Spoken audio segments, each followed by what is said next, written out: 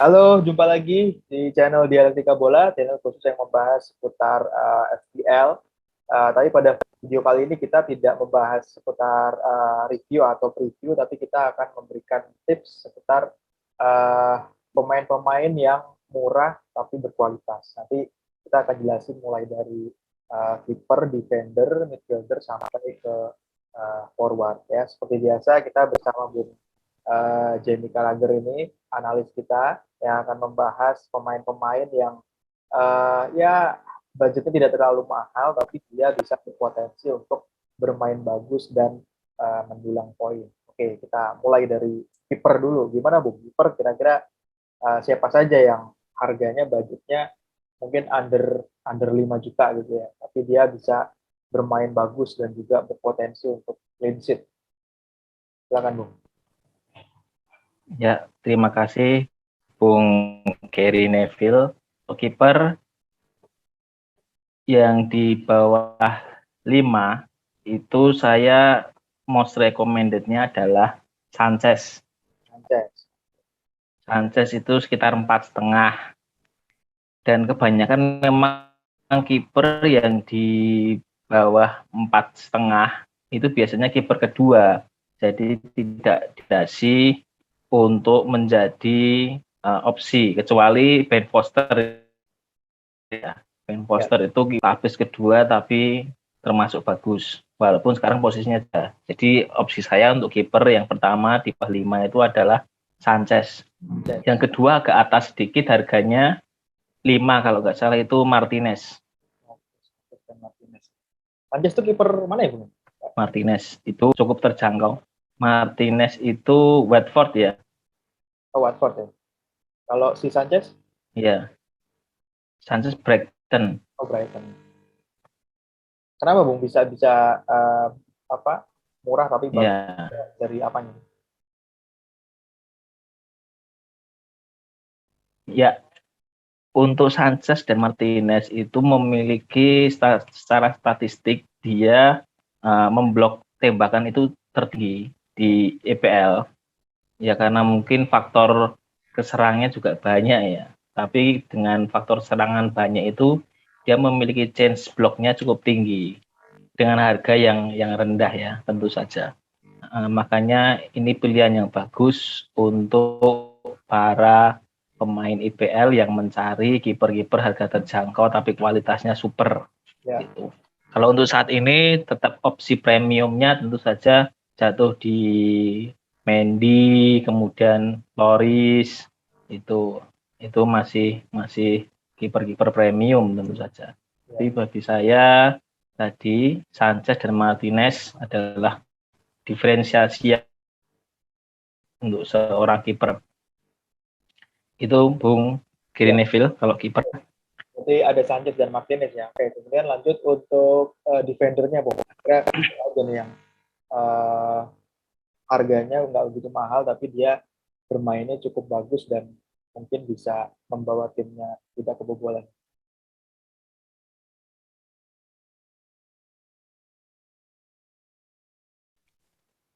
Untuk defender, saya ada beberapa rekomendasi. Yang pertama adalah Shane Duffy dari Brighton ya sebenarnya. Ya, oh ya Duffy.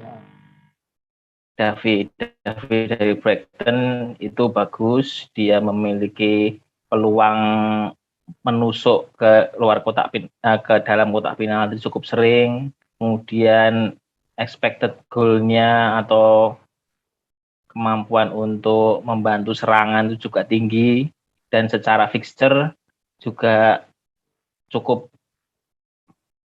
bagus. Maksudnya lawannya juga belum terlalu berat untuk game week 3 sampai 4 game week ke depan. Tapi kalau untuk jangka panjang memang kurang pas ya. Karena nanti setelah game week 6 itu lawannya akan berat-berat. Kemudian ada yang lagi naik daun ini pemainnya Tottenham sebenarnya cukup murah, 4,5 harganya. Tanganga ya. Itu yang kemarin dua hari main pada waktu lawan City dan Arsenal itu juga baik, juga bagus. Kemampuan serangnya juga lumayan, pertahanan juga bagus. Itu untuk yang cuma mungkin rawan untuk terkena rotasi, artinya perlu juga diperhatikan nantinya. Minus play-nya ya. Kemudian ada ya resikonya resiko rotasi kalau itu. Kalau kemudian ada Amartey dari Leicester City, itu juga Amartey itu sering membantu serangan, passing-passingnya juga akurat, jadi kesempatan untuk assist juga tinggi. Ya. Itu harganya cuma 4,1. Ya. Berarti itu rata-rata 3 pemain cuma 4 jutaan ya Bung ya? Masih. Ya 4 jutaan semua. Cuma Amartey ini kalau nanti Farfan atau siapa itu backnya kembali sembuh, dia kemungkinan bermainnya juga akan lebih rendah. Itu untuk back yang rekomendasi pertama ya, yang harga terjangkau rekomendasi pertama. Kemudian harga terjangkau untuk rekomendasi kedua, ini saya ada beberapa nama yang dia hampir selalu akan main, cuma memang belum menunjukkan hasil yang cukup bagus. Ya. Yang pertama ada Koval. Koval ini memang sudah menunjukkan, cuma harganya masih terhitung tinggi untuk back karena 5 juta. Lumayan ya. Tapi sudah cukup terbukti asisnya Koval ini. Kemudian opsi kedua ada Livramento. Livramento ini Southampton kayaknya. Southampton tapi loan pinjaman dari Chelsea. Livramento ini hampir pasti dia akan bermain di sepanjang musim. Kecuali kalau cedera, nanti kalau pemain Southampton pemain tengahnya sudah pulih dari cedera, bisa jadi dia akan agak digeser ke sayap Livramento. Tapi memang ini secara hasil belum menunjukkan hasil ya, asis ataupun apapun, hanya change yang dibuat itu terhitung tinggi Livramento ini. Artinya jika dia konsisten seperti ini, otomatis change untuk memberikan asis atau mencetak gol dalam waktu dekat akan terjadi. Itu Livramento. Kemudian ada pemainnya Wolves kayaknya, Conor Cody. Conor Cody ini dia hampir pasti bermain sebagai back tengah. Ini dulu pemain Liverpool, dia cukup bagus untuk bertahan dan kemampuan asisnya, umpan-umpannya juga bagus.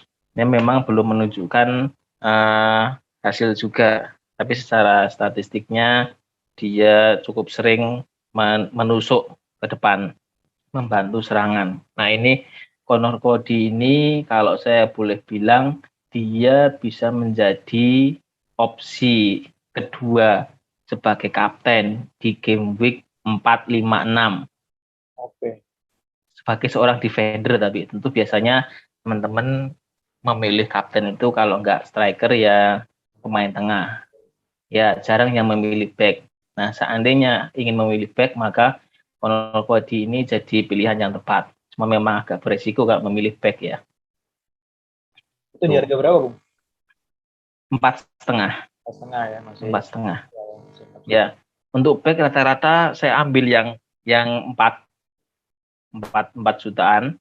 Yang di atas, yang 5 ke atas itu hanya saya rekomendasikan 2, Koval karena sudah terbukti, dan Christensen. Christensen ini terhitung bagus walaupun juga bisa terkena rotasi dan harganya ya 5, cukup terjangkau untuk ukuran back yang berkualitas dengan harga 5. Itu dari klub mana? Kemudian ada Eric, gimana? Dari klub mana? Christensen. Siapa? Christensen. Chelsea. Oh, Chelsea ya. Okay. Chelsea. Ya, Chelsea. Kemudian ada Eric Dier, ini juga Spurs ya, Bung ya. 2 pertandingan kemarin Spurs sedang bagus-bagusnya. Harganya juga cukup terjangkau 4,6. Awalnya 4,5 tapi karena tampilannya bagus jadi price-nya naik. Ini juga bagus. Cuma mungkin bisa jadi terkena rotasi juga ini. Oke. Kemudian yang back yang terakhir itu adalah Ozan Kabak. Wah, Nah ini pendatang baru Norwich, iya. harganya 4,5 tapi muka lama ini ya. Artinya dia juga sudah terbukti di Liverpool dulu. Hanya mungkin yang bisa diharapkan dari dia adalah kemampuan untuk bertahannya, tidak untuk asis apalagi gol. Akan agak sulit kalau Kabak ini. Ya. Tapi kemampuan bertahan, kemudian dia juga sering umpan-umpan long pass dari belakang ke depan itu juga lumayan bagus. Cuma kan strikernya juga harus melihat ya kemampuannya. Ya. Kalau melihat Norwich kayaknya agak susah. Paling bisa memanfaatkan peluang itu hanya Puki saja. Oke. Ya, Itu Temu ya berapa, Puki. Bung? 4 jutaan juga ya? 4,5 ya. Kalau minutes play-nya Ini gimana, Bung? Ozan Kabak itu? Selalu dimainkan ya? minutes play. Iya. Ya dulu karena VVD cedera, jadi dia sering dimainkan. Kalau di Norwich kemungkinan besar akan dimainkan karena Norwich kehilangan 2 back-nya yang utama tidak bisa dimainkan. Jadi Kabak akan sering dimainkan juga nanti. Dan juga Norwich Mungkin dalam dapat dua ya, game week akan dimainkan. Norwich juga baru dapat pinjaman Brandon Williams ya, Bung, dari MU. Ya, Jadi dia main ya betul, back sayap mungkin. betul main di sayap. Oke. Oke, itu tadi teman-teman rekomendasi atau pilihan defender ya, kiper dan juga back yang harganya relatif murah tapi berpeluang untuk bermain bagus dan juga mendulang poin. Kalau teman-teman suka dengan video-video kami bisa di-subscribe, bisa di-share dan juga di-like. Dan tunggu terus video dari kami dan juga follow juga Instagramnya di Dialektika Bola. Oke, sampai di sini dulu dan terima kasih.